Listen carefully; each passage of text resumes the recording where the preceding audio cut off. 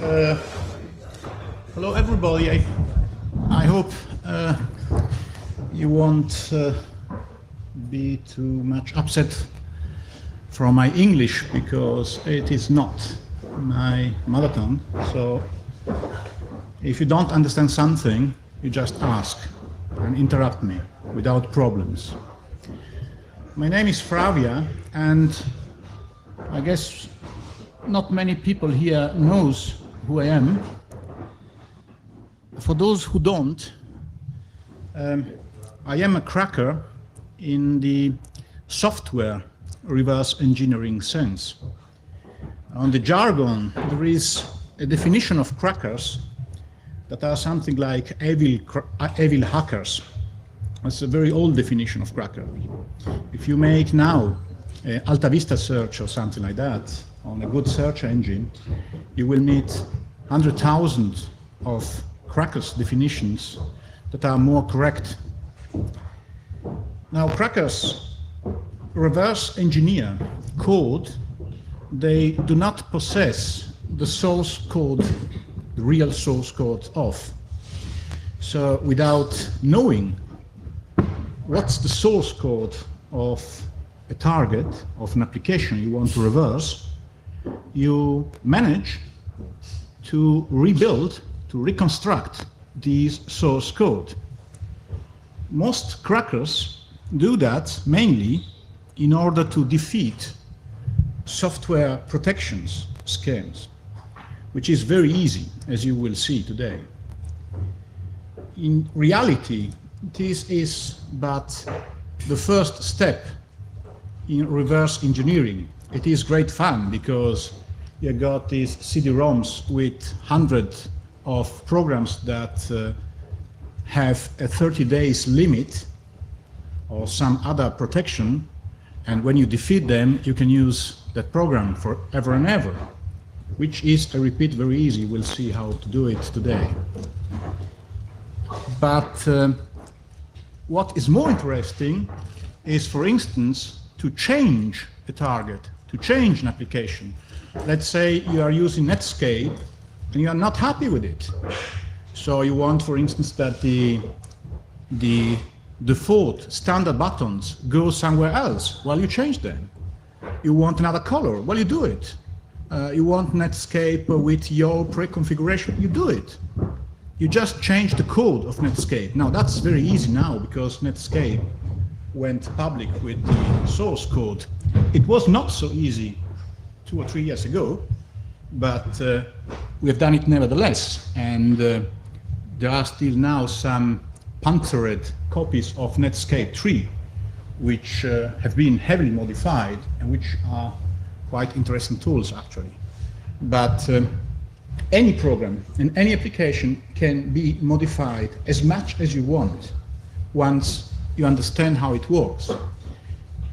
In order to understand how an application works, you need some tools, and I will explain you which tools you need.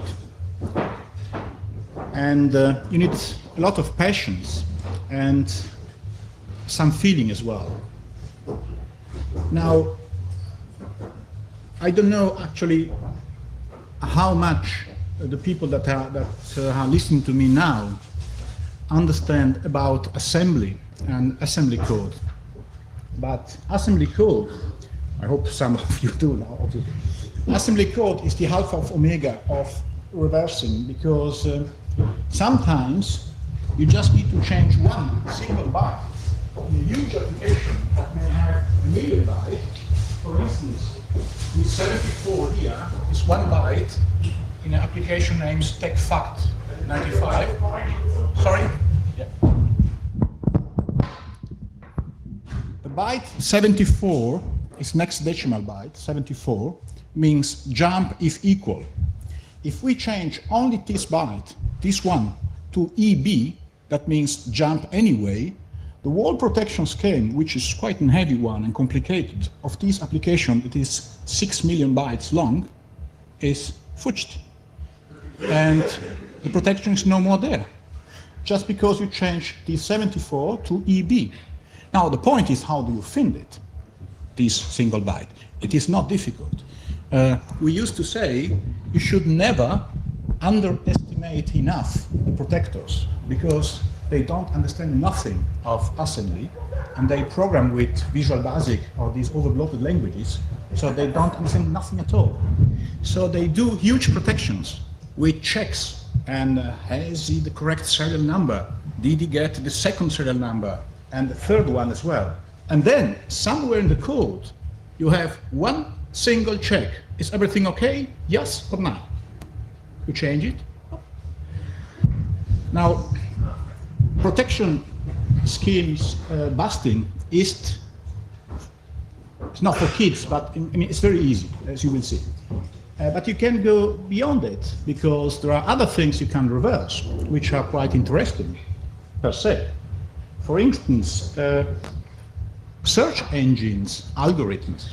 Just to make you an example, if you search for Fravia on Alta Vista, you will get automatically at the first place the list of my mirrors.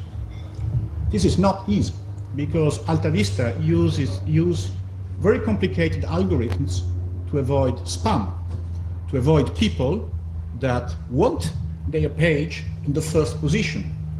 As you probably know, most idiots and morons look only at the first 10, maybe 20 occurrences of a search in Alta Vista or elsewhere. So there is people that makes a lot of money pushing sites up on Alta Vista or on Excite or on other search engines. Each search engine has different algorithms that use to establish which site should be relevant in a search. Now, it is not very important for cracking purposes, but it may be very important if you are a lawyer, for instance, and you want your lawyer cabinet at the first place. I repeat, there is people making a lot of money with that out there, but once more, these people don't understand much about assembly, so you, once you learn the relevant techniques that I will explain you, or at least I will try to, you can do it much more easily than they. So if you want your own site in the first position in Alta Vista when somebody looks for I don't know what, you can have it. Just to make you an example, I will tell you what Excite is a search engine, makes. Excite, I'm sorry if I read something, but I don't remember everything, so this is perhaps little. Excite has not all its stuff on a huge computer, but onto several computers, as Alta Vista and many search engines. On one search on Excite, one computer may be down. So the same search, 2 seconds afterwards, can give different results. Techniques that are used for spamming search engines would bring us a little outside our path, but they're very interesting because, for instance, there are algorithms that check that the same word is not too near to the same word. So if you have more than 7 words between the 2 keywords, if you have more than that, your site will be listed in the search engines, for instance in Alta Vista. If you have less than 7, then you're trying to spam and your site will not be listed. So these kind of things, if you put keywords in the alt tag of bullets or this kind of small images that you use on your page, some search engines will accept that, other search engines will not. So these kind of things are very nice, very interesting, and are very easy to understand once you look at the relevant sites. So you do your search, you look which 10 sites come first on a given search, and then you look at the source code, HTML, and you understand why most of the time. So there are other things that can be reversed, not only software, I repeat. For instance, to make you another interesting example, barcodes on any object that you have. There is a barcode. Now, barcodes are quite interesting because they have, not so secret now, but 2 or 3 years ago it was quite secret, a very interesting mechanism to do that. I don't know if somebody here knows it, If not, I will quickly explain it because it's very nice and barcodes are everywhere. And I want just to underline that not only software reversing is fun, but anything around you that has a hidden meaning, like barcodes. So now have a look at the barcode. Perhaps you have a bottle there or something like that.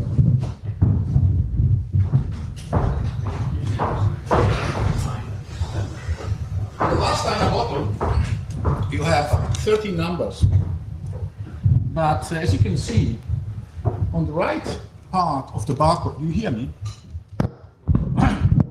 On the right part of the barcode, each number has a corresponding line. So 0 here is the big line and a small line, and 0 here, on the right part. On the left part, the same 0 has a completely different graphical meaning. So the point is that the first number in barcodes gives you the sequence that is used in the graphic characters. So for instance, 4 means I hope I remember it correctly, A, B, A, B, B, and then the other 6 are all C. So this different graphic character. And C is a not A graphic character, and B is the XOR A graphic character. Once more, that is assembly. If you XOR something, then you have the completely, sorry, 0, 0, 0, 0, 1, 1, 1, 1, and then you can XOR the not. There are many mathematical, arithmetical operations you can do with zeros and 1, and these are used in barcode heavily to make it. Why is that interesting? It is interesting because once you know of this work, you could come to the idea to print your own barcode on some adhesive paper, to put them, for instance, on a nice Pentium 3 computer in a huge mall, and then you go out and maybe, I mean, it could happen. There are many programs out there that will help you to make very effective barcodes. And remember that from the machine point of view, that you have barcode on with orange colors or with numbers per hand written doesn't make any difference. You make them nice just for the eventual human vision, but the machine are very, very careless because they must read barcodes on wood, on hard paper, on plastic. So hard thing is that you do them correctly for the shop where you want to experiment. So that's another thing.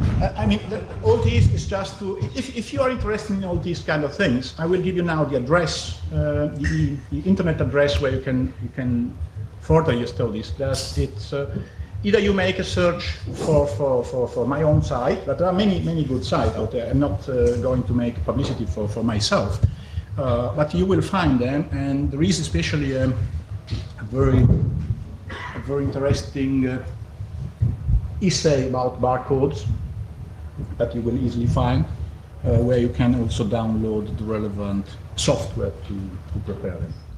So that was now about crackers once more. I mean, there is at the moment, maybe somebody here knows, I don't know how many among you are crackers, but there is at the moment, I wouldn't say a fight, but quite a big difference between real crackers, people that are just defeating protection codes and releasing key generators and these kind of things, and what we call ourselves, that is reverser. So people that explain how these things work. This battle is sometimes hard fought. My site is under attack since '98, and they tried everything to bring it down, from scene attacks to downloading microcode to the Cisco routers. They don't succeed with it, but they're trying it because they hate the guts of us. But that's once more just web law that you may be excused if you're not interested in. Anyway, there are very good crackers that understand immediately, feel actually, where a protection scheme is in a target. some people say that the protectors add the protection scheme at the end. So they prepare the program, and the program is smooth. And then they say, haha, someone is gonna steal it. So we better add a protection. And this added protection is like something ugly on this code. So you see it, you feel it, especially if you use profilers. And I'm going to the tools now, the tools you will like to use if you will start this activity. But perhaps, yeah. You have a program, and you don't know where is the protection. There are many kinds of protections. So first thing, you run the program and you understand what's the protection there. The most common protection nowadays is the 30-day protection. But there are many others. There are Cinderella protections. That is a protection that will make your target not more utilizable at a given day. Let's say at January 2000 won't work anymore. Then there are quiver protection. That is when you can use it 30 times. It doesn't matter when, but after 40 times use, it stop. Then there are other kinds of time protection. For instance, many flight simulators, you can fly games, but the games are very interesting protection at times. Flight simulators where you can fly for, say, 2 seconds or 20 seconds and then stop. That's another kind of protection. There is a counter, obviously. You just find the counter and then you reset it. We will see that. And then, now more and more widespread, there are crippled programs protection. That is, you have a program where you cannot save or where you cannot open something. These kind of things. They are very easy to defeat, by the way. So, now, depending on the protection of the programs, somewhere in the code, you will have the point where the protection scheme snaps. Now, to get the code, first of all, you need a disassembler. There are now, at this moment, 2 main disassemblers.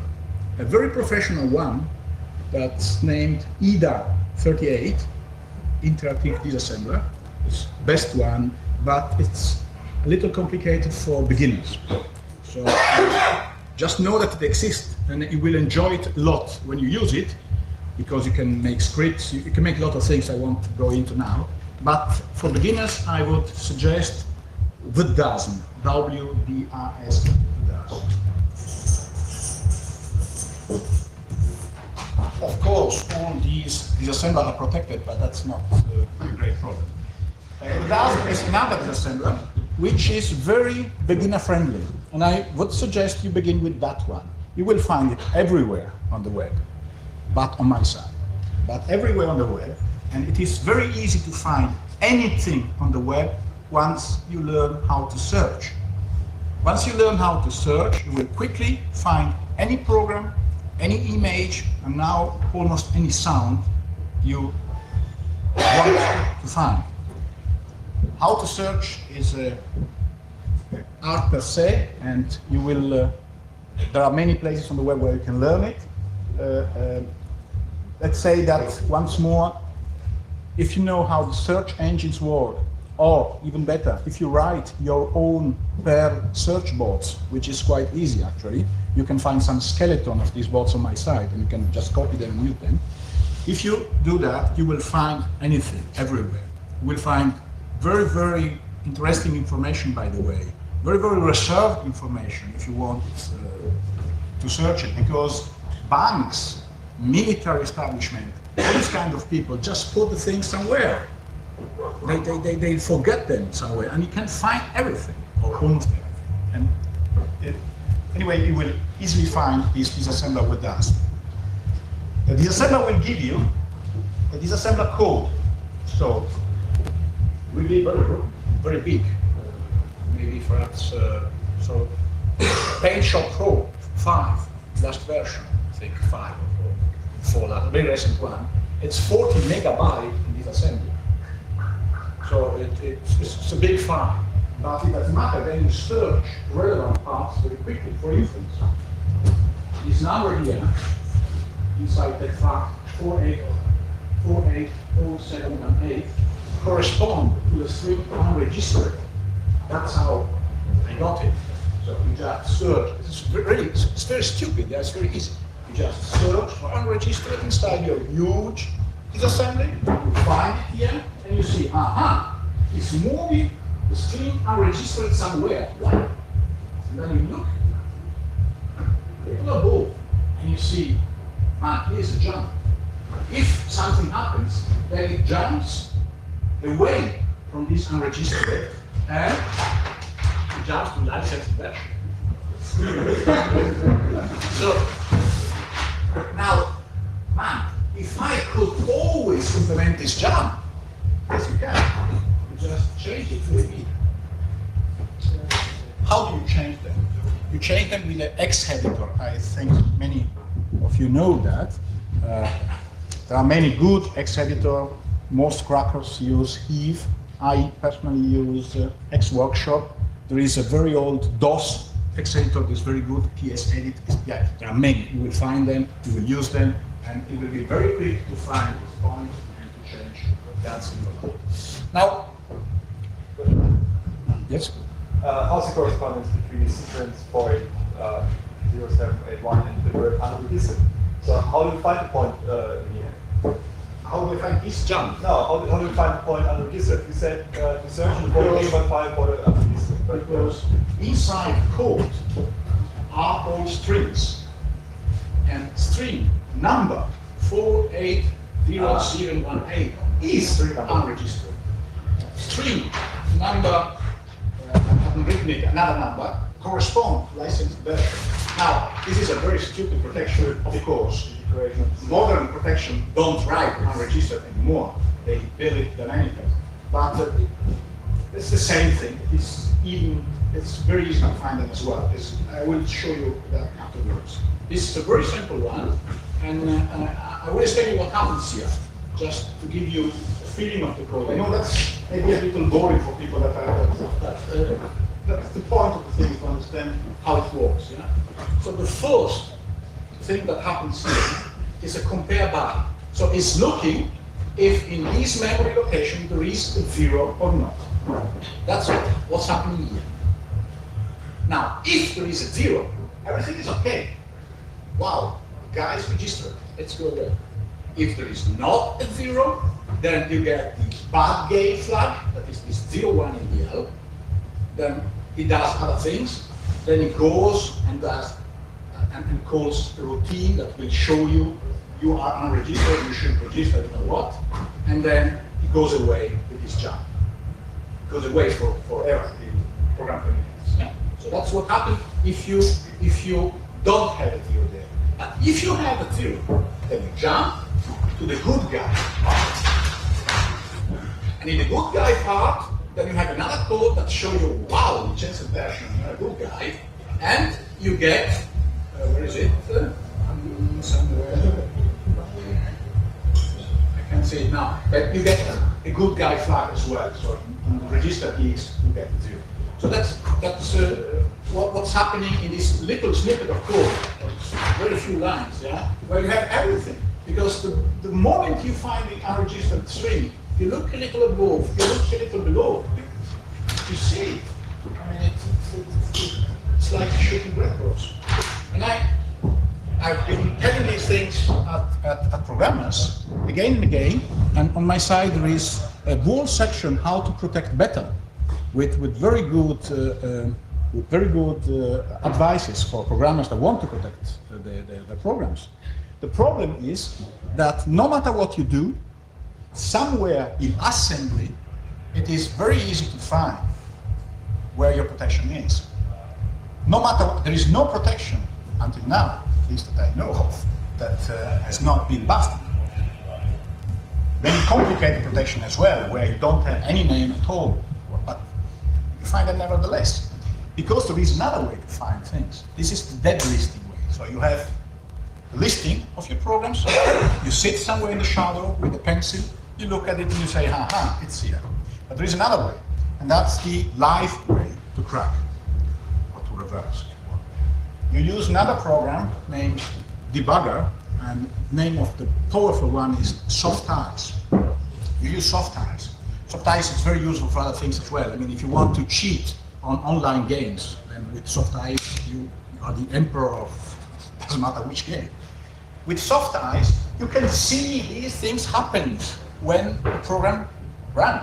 So you see this line going through, then you see the register changing, and then you can experiment. You can, what happens if I change? Just let's have a look at it. And then you see it. You see it at the moment because Windows runs inside soft eyes. You run soft eyes before, and then Windows 98, Windows 10, doesn't matter which Windows, runs inside soft eyes. So at any moment, you can block completely, doing Control D. Where is it? Wait, damn it. Yeah, that is soft eyes running in Windows 98. As you can see, in this very moment, I can see which code is executing in this moment in Windows. Windows has been frozen, dead. And I am on the code line that was executed in this very moment. So I can see everything, how many tasks are running, which task, which windows, how big are the windows, how small are the windows. That's another important thing when you crack. Because let's say that your unregistered message is not with the string unregistered. The string is built dynamically. But you have a look at the window of unregistered where it appears, and you see that this 311 pixel width. Well, it doesn't matter if you wrote or didn't wrote unregistered. Just look for 311 pixels somewhere will be, because it has to write 311 somewhere. And you find the window, and then you find the unregistered. That's another way. Same thing with the color. Which color is the window? Blue, Pixia? Where is it? So there are 100 ways to get to protection. It is very easy. It is only just the first step. I would like to underline this. Now, what I wanted to tell you. Ask a question? Yes, sure. What if the implementation includes something like a checksum? That means I change part of the code and the checksum is up. That is beautiful, because then you have a checksum as well to defeat. But what happens is that at the very moment you just do it before. You don't even look for the protection. First of all, you just change a byte somewhere. And then immediately you say, aha, somebody is trying to change my program because he has done a zero check. But you find that immediately. And then you begin your they don't do it anymore. It's so easy to defeat. They don't use that anymore. What they are trying to do now, the best protection I know of at the moment is Qt FTP. Qt FTP, the last version, has very good protection. I won't tell you which one. If you are interested, you can find out. A very, very good protection that secretly connects to the web and gives to the guys at Qt FTP the fact that you're using an unregistered version. This is the kind of thing that Microsoft does too, by the way. So they have hidden code that connects and gives away facts and data that you have on your hard disk. You probably know that because there was quite a big history about Windows 98 doing exactly this 4 or 5 months ago. Just to make you an example on these things, and I will. Here it is. Yeah. Depending if you're using, another thing, I'm concentrating on Windows because that's what we want to crack. There is, yeah, I mean, there are very, very big applications. Everyone is using them. They're lousy, I know, they're not good. But the wind is blowing that way, so crackers should study that kind of protections. There are some Linux protections now, and some of them are explained on my site, by the way. There is a part about Linux cracking. But let's say that we concentrate on Windows applications because most protection schemes and most interesting ones are there.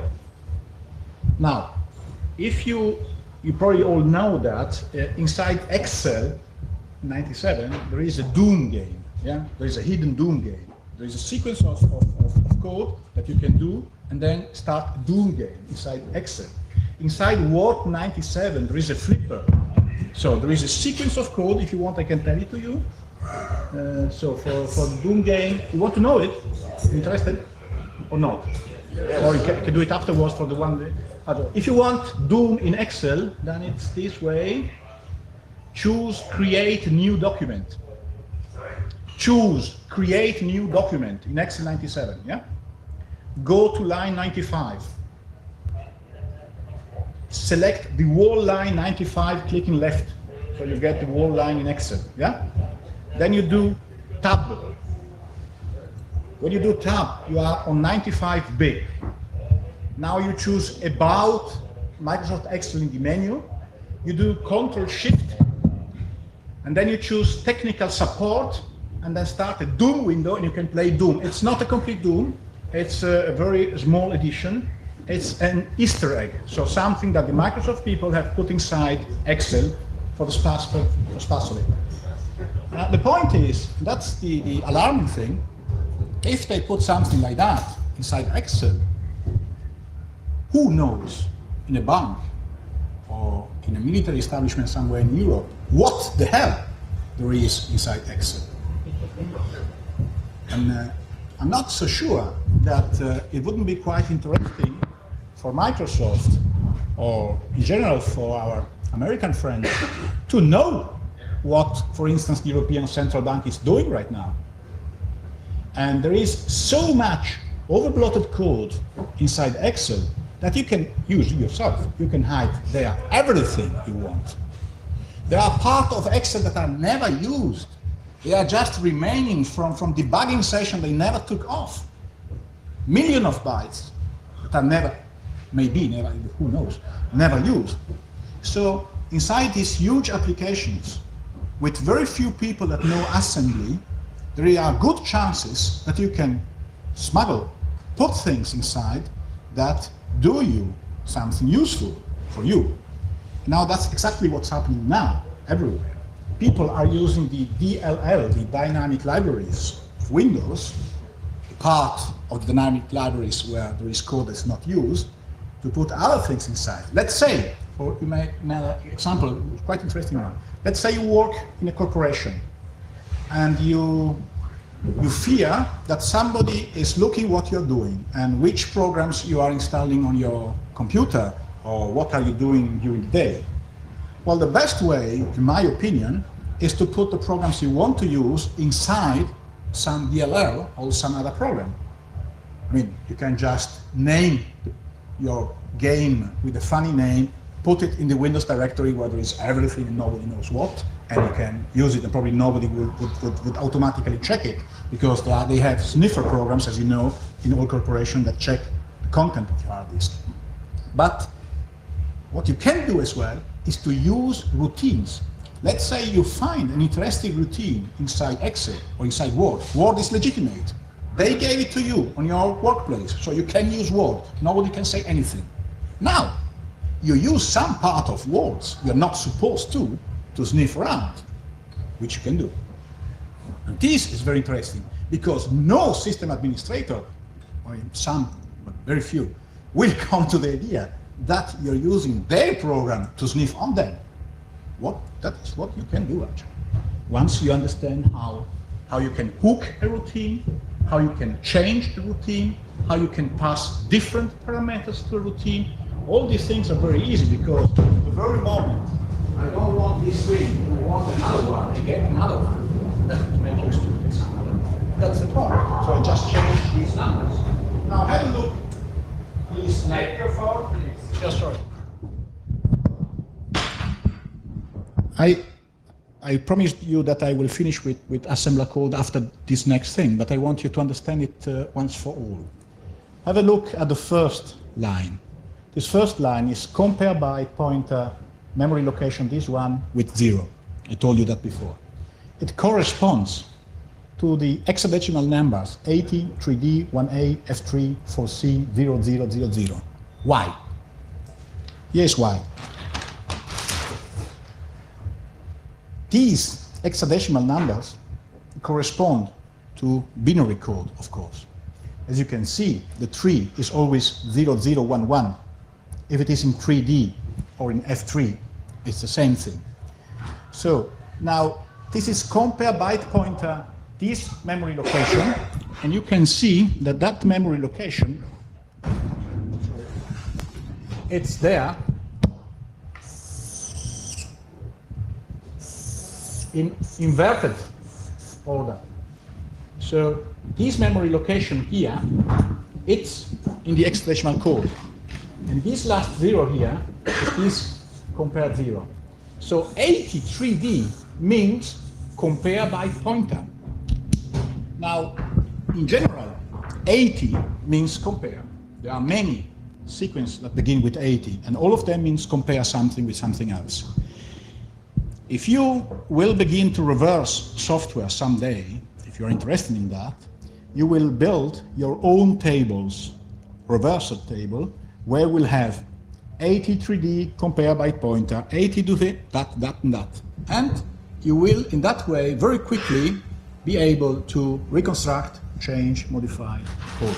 I won't annoy you anymore with assembly, but I wanted to underline how important it can be nowadays for a series of things, not only for software protections, but for, as our cryptography friends knows, for cryptography, for, let's say, algorithm in general, so search engines, algorithm, that kind of things, busting or understanding, and for other things as well.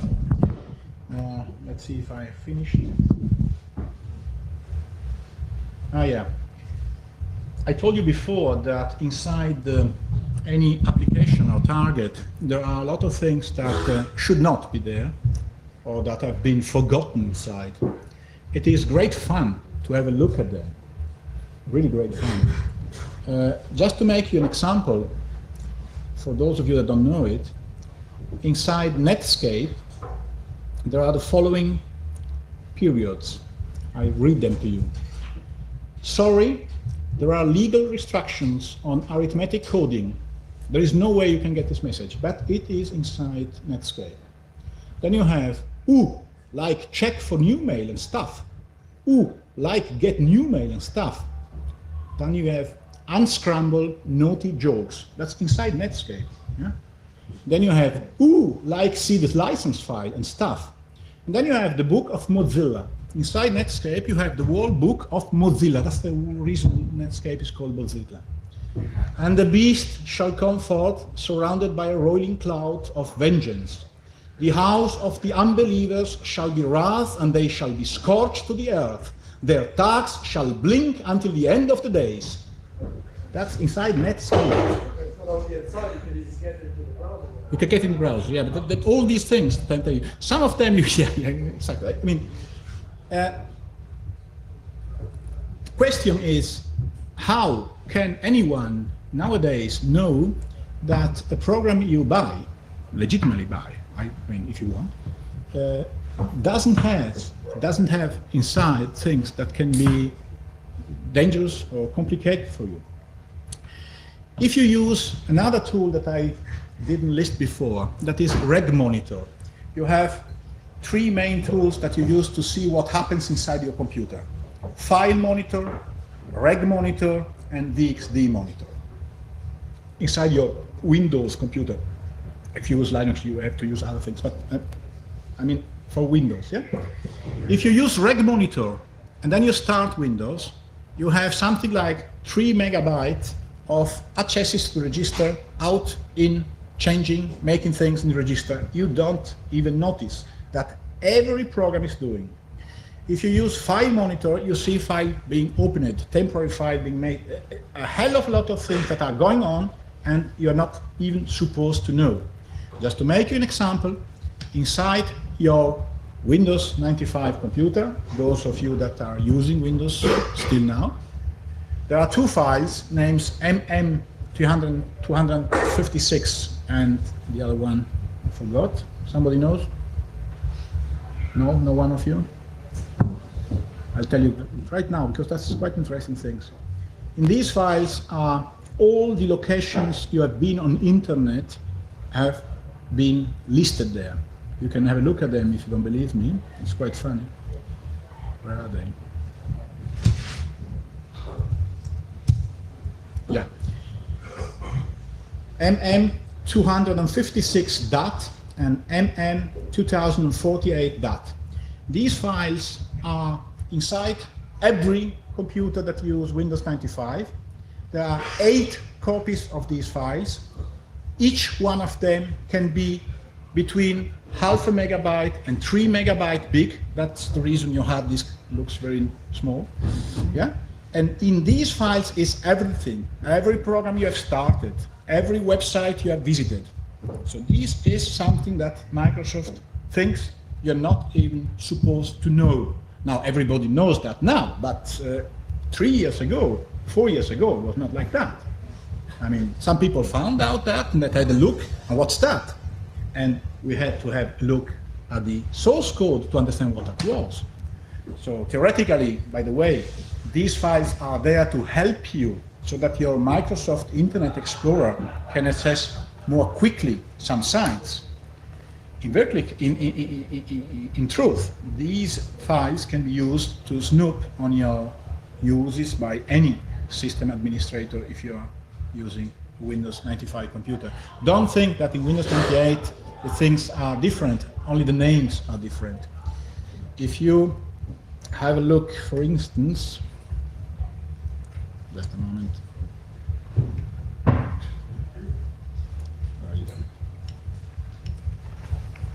Well, I lost it here now, but anyway. Anyway, an interesting experiment that you can do right now when you go back to your computer, those of you that are using Windows, is to have a look at the user, where is it? At the user .dat file. Probably you already know it, but if you never did it, do it right now, and it will be really great fun. You will find the user .dat inside your Windows directory, if you use Windows 95/98. You just copy it somewhere else with another name, because you cannot touch it. It is continuously accessed by the system, and you have a look at it, and you will be quite surprised by what you will find inside user .dat if you never had a look at that. So now I have some slightly more complicated protection schemes to touch, or we can speak about searching information, which is, I mean, you have a choice. Anytime you want a stolen program, you can crack it yourself, or you can find it already cracked. There are people, as you probably know, that are just doing that. They are cracking programs every day, 30 programs, and putting them somewhere on the web. If you have a search for apps or wares or games, you will find them. I mean, anyone, any application.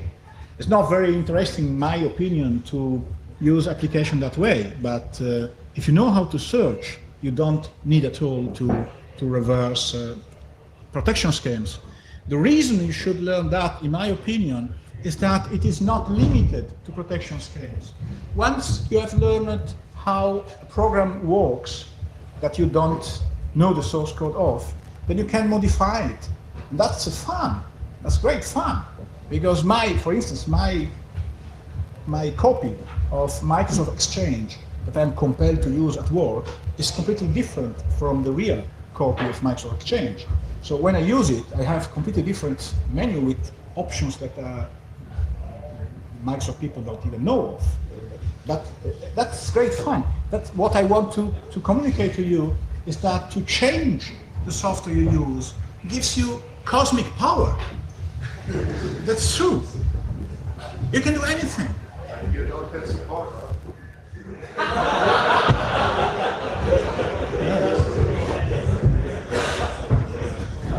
I mean, sometimes I personally, I even think that the fact that Linux, you have the source code, that it brings the fun off. I mean, you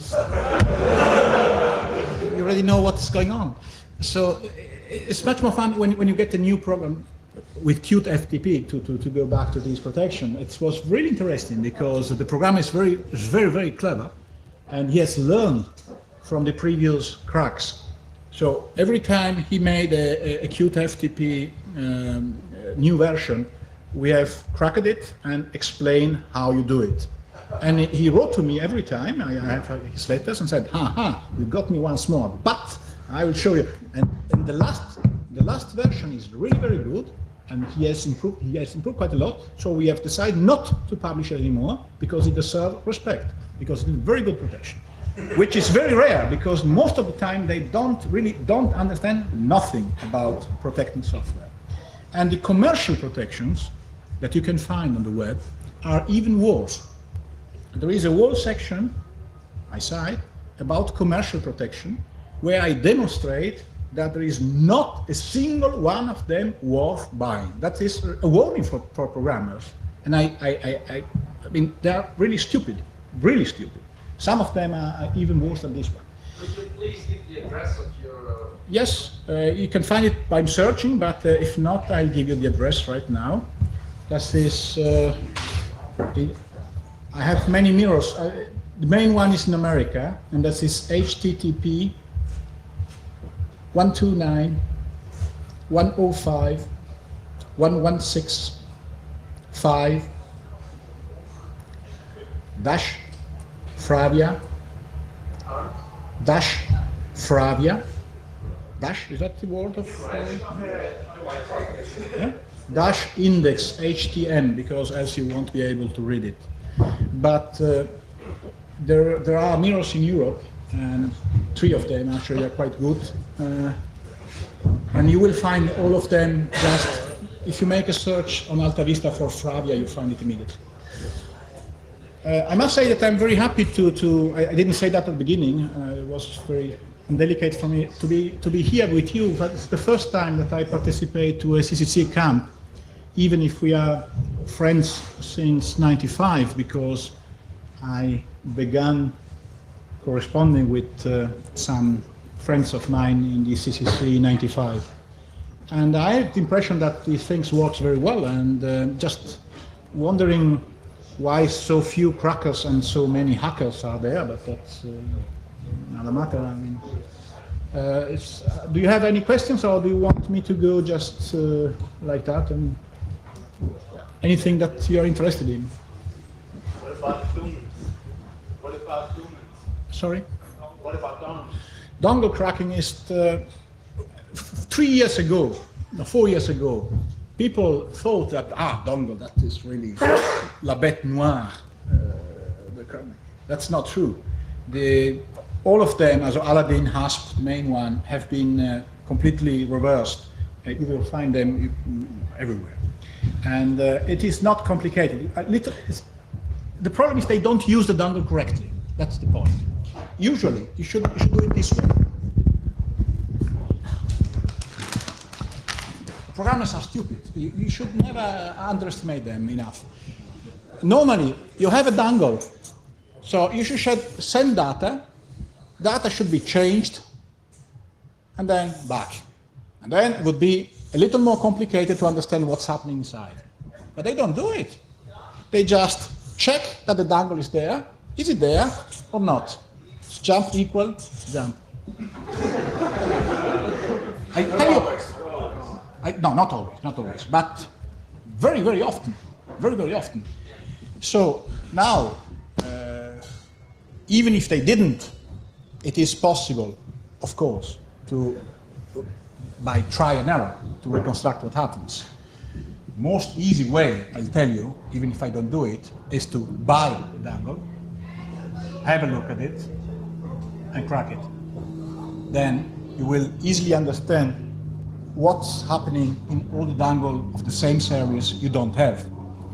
But I have not the impression that dongle cracking has solved anything, because, as you probably know, dongles are quite a hassle for programmers, because clients don't want them, and then you have to have these physical things inside, and then you have always problem if you have a zip drive, if you have a printer or something. So dongles are not very, very much used, and 4 out of 5, I would say, maybe 3 out of 5, have just a very simple, is the dongle there check.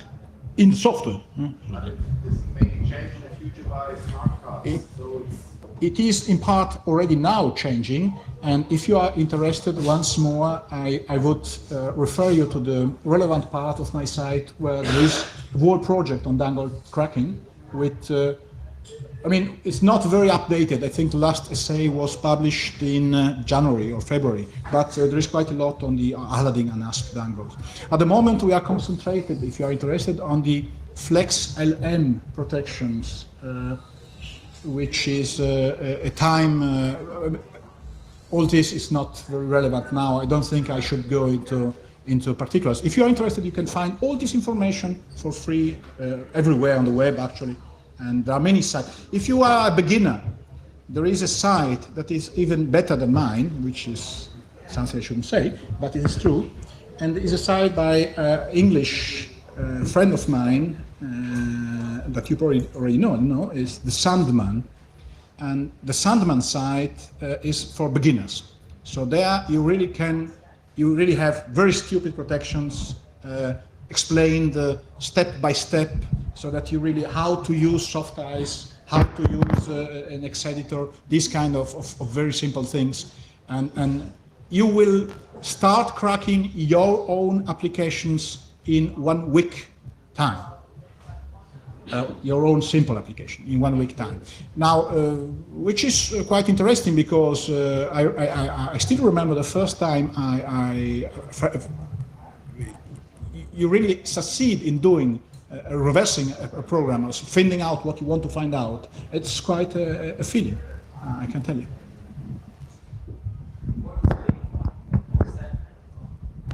The address of the send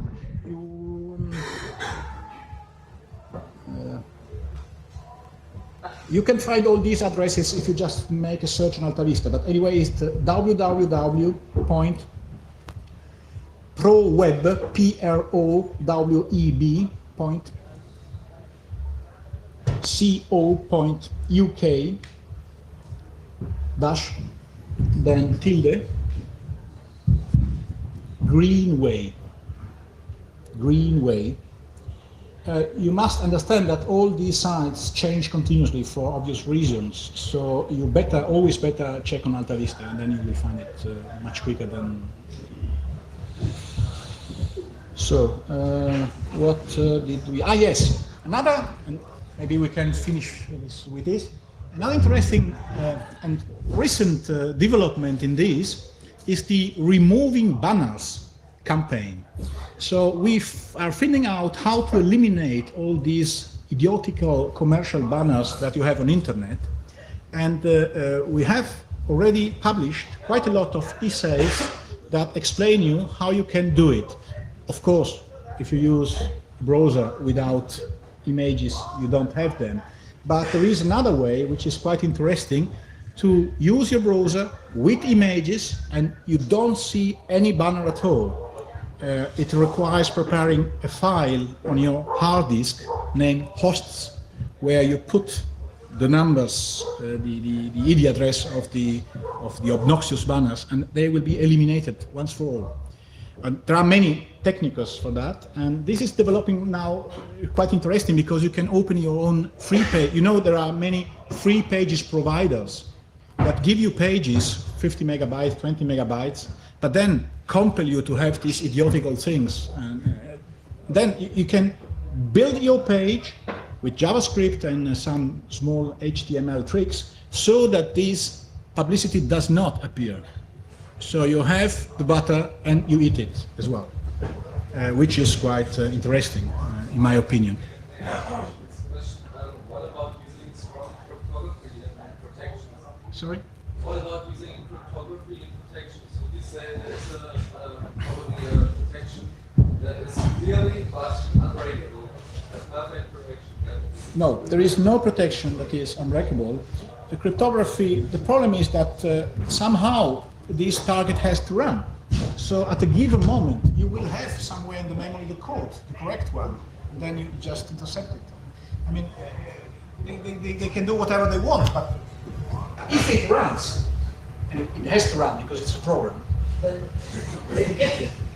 There's no way. So if you have a look at the protection situation and developments at the moment, you will see that cryptography is not so much used. There are some very interesting protection that use cryptography and at the same time use the CRC trick.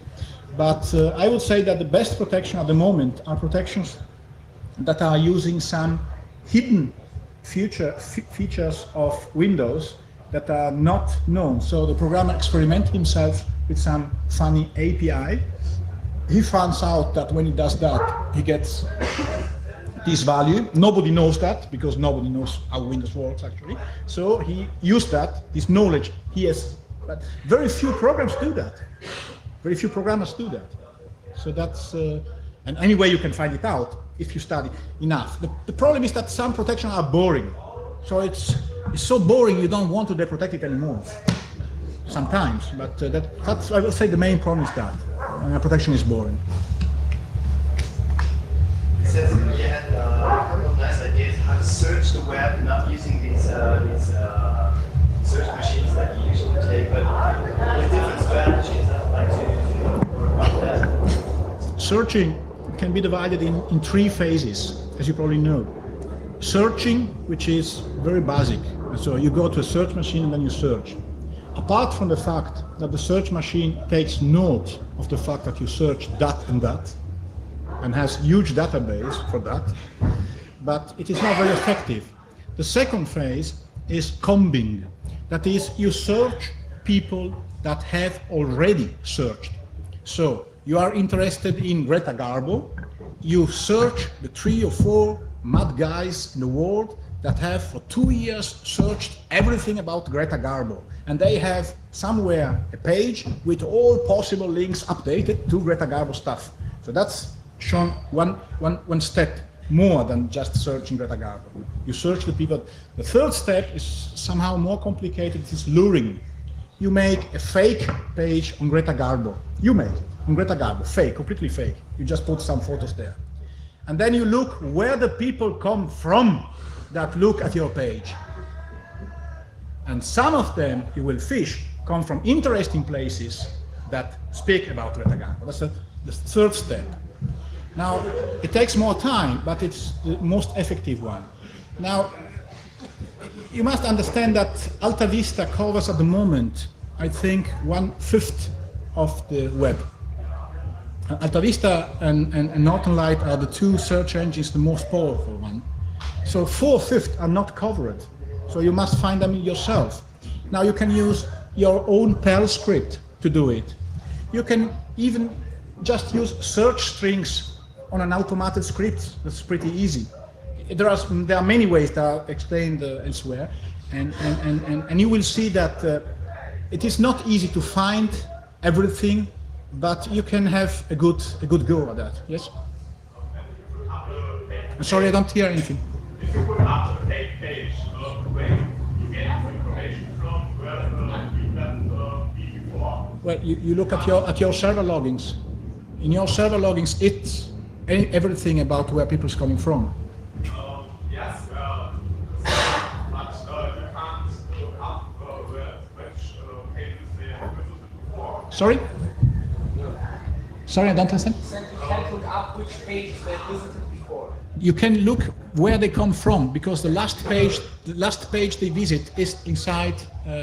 I mean, obviously, some of them will not come directly to you, but I'm speaking on great numbers. Let's say you have 10,000 visitors, yeah, in 1 week, and let's say that 8,000 are people that have nothing to do with Greta Garbo, and let's say that 2,000 are interested in Greta Garbo, and let's say that 200 of these 2,000 comes from a page you didn't know of. That's all. Maybe there's nothing on that page, nothing interesting. I don't know. I mean, it's just phishing, you know. Web browsers protect information where the users were before. Well, you can avoid it. You can. There are many tricks to avoid giving smearing information. You can be pseudo-anonymous at times, but you will be surprised how few people do that. How few, really. I have a site where I have 80,000 hits per day on the main site. And I can tell you, I always I find personally incredible that so few people care about hiding themselves little. Some of the information on my site is quite not completely legal nature. And you have sheriffs of America coming in, people that don't give a shit about hiding themselves, probably. No, you say in this disassemblers, IDA and WDASM, you can read out the code. And how do you assemble it back? What? How do? The code you change. You don't assemble it back. The very moment. So here you have a look at the code on the disassembly. Now you take your hex editor. You hear me? You take an hex editor, and the code is completely different there. You have only this red part. You see this red part, all in a line. So now you know that this 74 comes after this sequence. There will be thousands of 74 inside the code, but this 7422 comes after this sequence. So you now search inside your hex editor for this sequence followed by that. If you're lucky, you find only one occurrence. If you're unlucky, you find 2 or 3, and then you look at what's following. I mean, you find it. Moment you find it somewhere in this hex editor, you just change 74 to EB, and then you save the file. It's the same file as before. You don't even change the length of the file. That is slightly more complicated, but not so much. You can add things. Normally, you don't add anything. You just choose a part of the code that is not used. You make a jump to the part of the code that is not used. There, you write your routine, and then you jump back here, and you go. So you can add as much as you want with 2 jumps, yeah? That's what you would do. But in this case, it is not necessary because you change 1 byte with 1 byte. So no problem. Note this byte, 7422. 74 is jump equal, and 22 is 22 bytes. It's jumping to 624. 1, 2, 3, 4. If you count 22 bytes, you go to 624. You must understand the beauty of assembly as well. Huh? Going back to searching, do you know Google? Yeah. I would advise you to use Google because Google has something very, very interesting. They have cached page. That is, even if a page disappears on the web, you have good chances you can find it on Google. There is another very interesting tool that I would suggest you to use, that is inference. Inference is a tool that uses 4 or 5 search engines at the same time. There are many like that, yeah? But inference will give you a result page already formatted that sometimes is quite good, it's quite interesting, quite useful. Google. Write them down. Yeah. Nobody can. If you didn't use Google until now, do it. So that's my personal best top 10 list. Yeah. Alta Vista. Use Alta Vista. If you learn how to search advanced on Alta Vista, you will find a lot of things. Alta Vista is very good to find specific things. So you put a line with 100 characters that exist only in one page, and you immediately find that page. You can put in Alta Vista, Einführungsstreichen. My mama got very, very long. If you have it exactly as it is, with commas, space correctly, then it will give you only one page, that page that you want. So if you have somewhere on a paper, an old page that you don't, where was that? How can I find it? And you just put it in Alta Vista and find it immediately. Sorry, then Google. Google had cached pages, Google.com, had cached pages, so you can find here things that have disappeared on the web. There's 2 more things about Google. Google is counting the links to a page. So that's the feature. So if you say, for example, 80 technologies, they're in Canada, not in 80, they're making VGA cards, graphics compatible. And they have a completely screwed up domain name. Nobody can remember it. But in Google, if you say ATI, you'll automatically get there because they have billions of links to this page. So Google will always give you 1 or 2 or 3 words, the most linked to page. And they have a feature that has a small red bar. If you click on that bar, you see all the pages that link to this one page. So you can go backwards in the tree. These you can make with AltaVista as well. You can write reads, and then HTTP, not AltaVista, yeah? And then you get it. You can have anything with images, yeah? Image, 2 point, and then for instance, red cat. And then you will get all the images on the web that have a red cat in the name. Now, many of them will be about red cats. I think there's another difference. I think that Google also uses information with the links for the search algorithm. And as far as I'm informed, that is not. The algorithms are completely different, but you must be aware of the fact that the algorithms of all search engines are state secrets in theory and are completely different. They don't want you even to understand them, because if you do, you can push your page up. That's the reason most of them, Google as well, are using rotating algorithms. So sometimes it is true in Google the links relevance is very high, but not always. So that these kind of, all these things are very specific for. Anyway, I will add another one if you allow me, that is inference.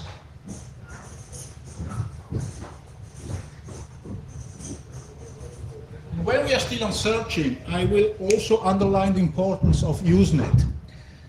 As you probably know, Déjà Vu is a search engine dedicated to Usenet. For those of you that never used it, have a look and have a try, because you will discover a lot of things.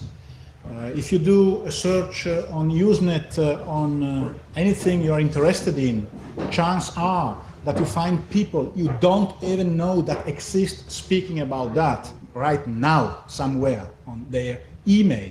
And then if you follow those people and you have a look at where did they post and what they post, through sooner or later you will find their pages, you will find their links, so you will have knowledge. So Usenet, it's in a search strategy, Usenet and Déjà Vu are very, very important as well. I would add also Northern Light, because in very recent time, Northern Light has developed, at the moment, Northern Light has database that is bigger than AltaVista since 1 month. Can you write on the name? Northern Light. It's Canadian.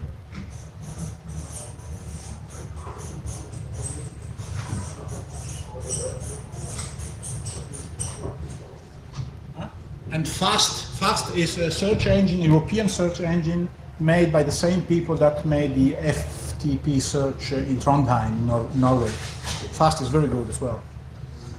So that's for the search engines. But you will quickly reduce to 2 or 3 that you will know how to use very well, because it takes some time for each one at the particularity. But as soon as you must build your search strategy without losing time, in order to get at the things you want very quickly without losing time, which is very difficult, because there are so many things on the web that you are continuously pulled this way and the other, and you lose your path often. That's another thing I will maybe close after that. That is the ACMI search and FTP retrieval. So, as you probably know, some of you at least, I hope, you can get anything for free, download everything for free without being connected from internet. You just use some FTP mailer. So you send an email to FTP mailer, the one you choose, the one you like best, there are 20 of them, and you tell them, I want to have this 20 megabyte huge file somewhere in Japan. If you attach that directly with your FTP connection, you will lose it, you will break it, it will take you 2 hours to download it. FTPMI will do it for you for free and send it to you already made. So I never understand why people don't use that. So use FTP mail, use the mail fetcher, these kind of things. To browse the web, it's fun if you know what you do. But to download online, it's criminal if you have to pay. It's no point in doing it. Do it for free. So those of you that don't know that, do the following.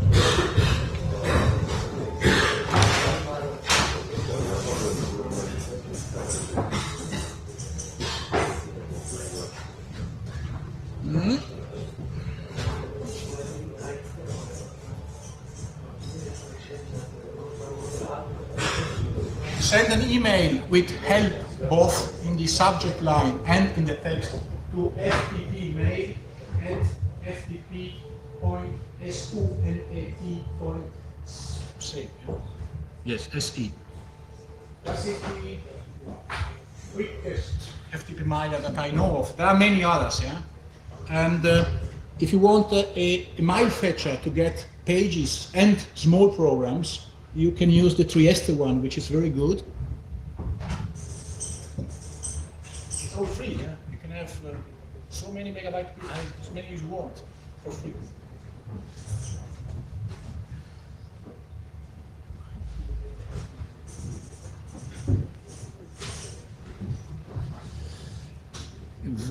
HTTP.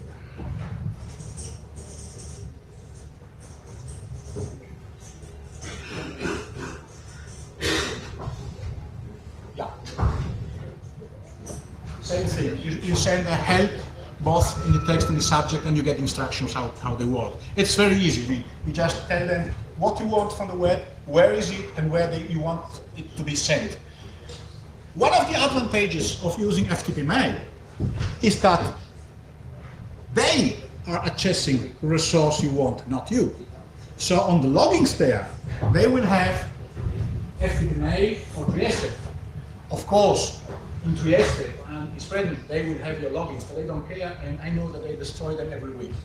So that means it's not completely anonymous, but it's quite an interesting thing. Another trick you may be interested in, if you want to look at a page without your system administrator knowing what you're doing, you let Babylon translators from AltaVista translate it. So you do it that way. You know that there is automatic translator in AltaVista, yeah? You tell the translator you want a page you want translated from Portuguese into English, for instance. So there is nothing Portuguese, so the page will be and remain in English. And who will be on the login system? The AltaVista, not you. AltaVista translator has huge logging that are destroyed every week as well. So in this way, your system administrator will see, aha, he's using AltaVista, nice guy.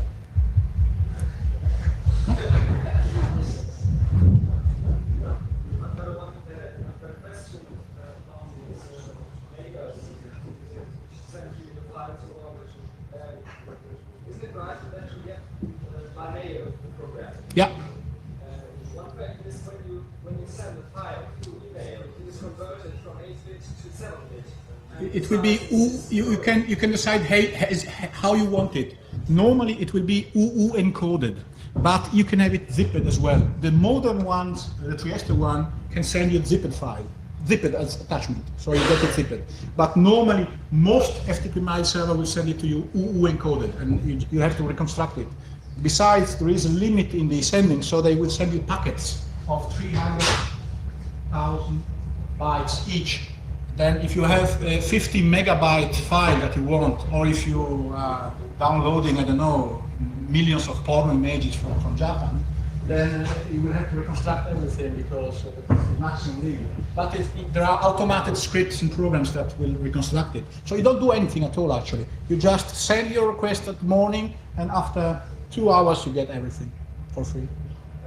But if you want to have a zip file, for example, which is compressed already, and you request it from this retailer, you get the zip file by mail? It is impossible to give you a correct answer because it depends on many things. What is your email program, which system are you using, and which systems are you crossing? But anyway, don't worry, you just try it. And if you send help, they will give you all the options, possible options, and you will see that you can graduate until it works correctly. Normally, I get small files as attachment in a zipped format, and big file in UU encoded format, and then I have to decode them. But that's up to you and up to your program. It depends also how much load they have. Sometimes the Trieste server answers in 10 minutes, sometimes in 2-3 hours. There is a classific every day updated of which one are the quickest one at the moment. If you're interested, I can give it to you. But I would suggest that you just begin with one of them with a very simple query where you know that the file exists and what you want exactly, and then you calibrate it. Yeah, I would suggest.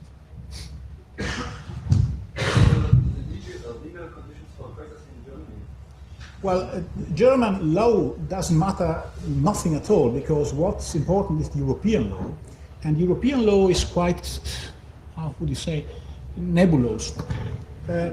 As you may know, there are different interests between Americans, European, and Japanese. So the three have completely different legal, they are tackling this thing in a completely different way. The Americans are very, very severe and don't agree at all that you should reverse engineer anything at all. The European, grosso modo, allow you to reverse engineer everything as long as you have bought it, it is really yours, as long as you don't sell it, you don't sell the code, or you don't use the code for your application.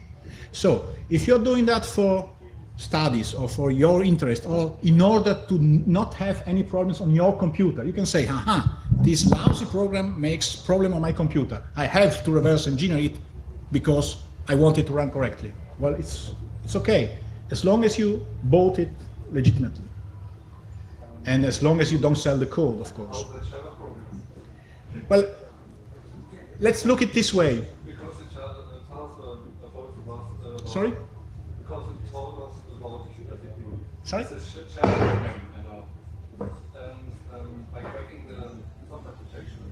No.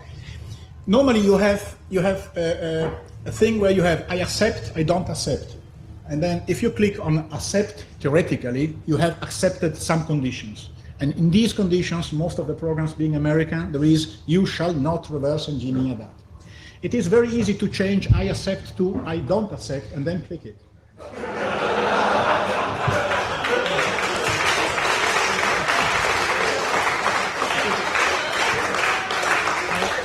You don't even need to look at the code before.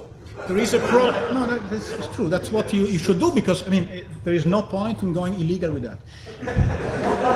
There is a program named Customizer. Customizer. I have it here on the computer. Who wants, I can give it to you.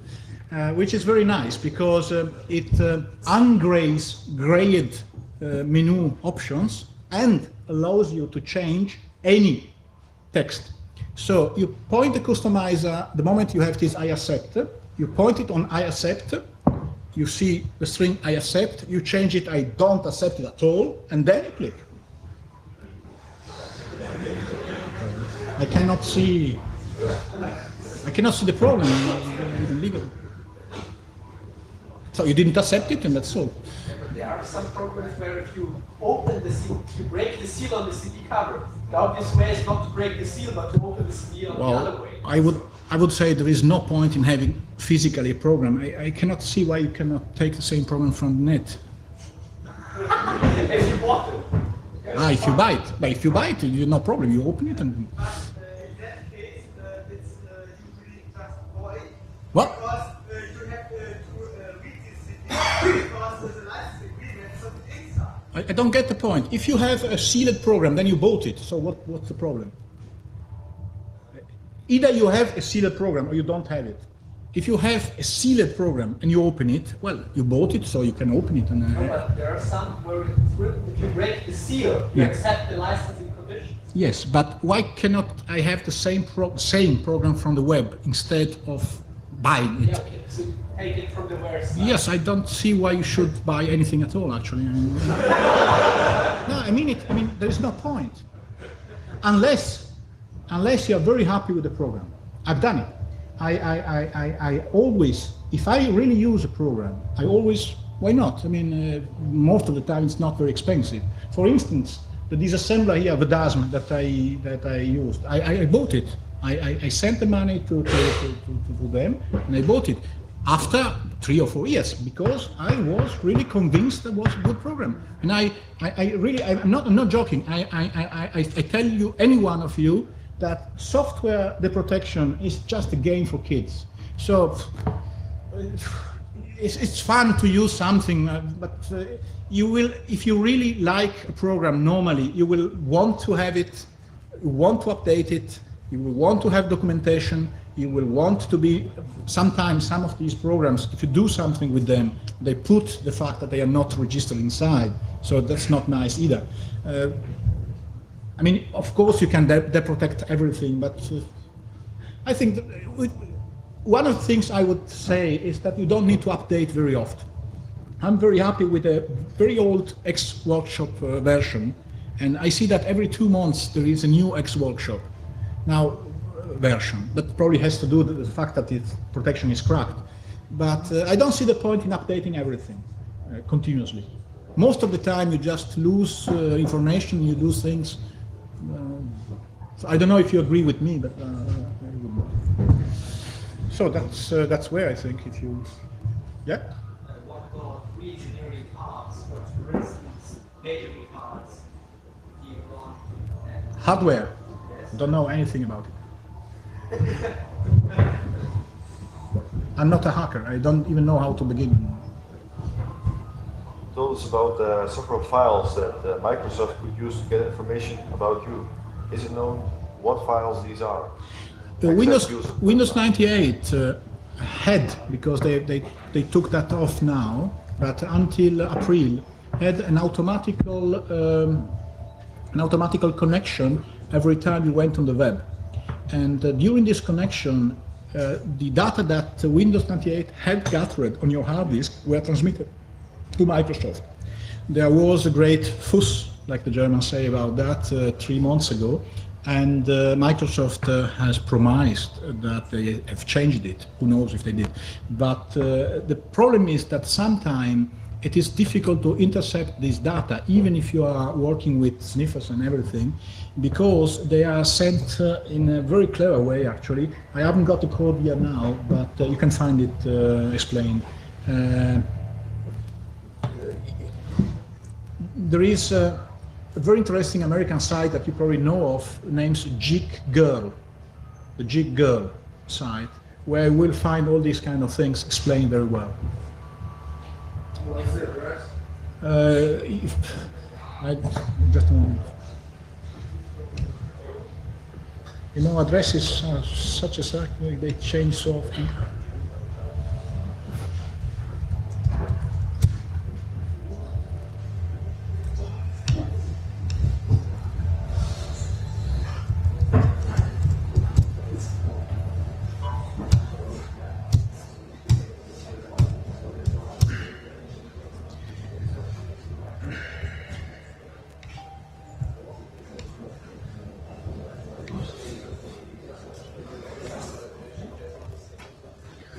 Is http www.geek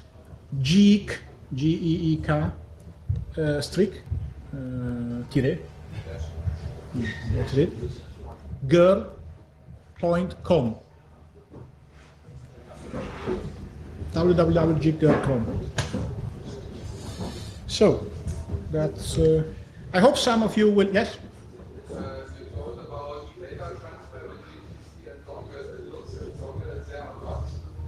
Maybe data sent to dongle one number, modified and calculated. Is there any tool to lock or scan the data transfer with the other PC? Well, you must understand that I am seeing all these dangle things from the pure software approach, so I refuse to use hardware to intercept that. There are, of course, hardware ways to do it. What you can do with any dangle is to have a look. Very simple. Have a look at what happens if you have the dangle, and have a look at what happens if you don't have the dangle. It is slightly more complicated if you don't have the dangle at all. In that case, you have to reconstruct what dangle would do. So you use software for that. Instead of sending the data to the out port, you send them to your wrapper, and you see what happens. It's quite boring, actually. but most of the time I've been told that it works. And A software tool to lock the there are many dongle emulators. I have them on my pages as well, and you can download them and use them. The problem is that they change the dongle continuously, because of that, because of people cracking them. So you have a dongle new version for Aladdin, for us, for everything, every 2 weeks.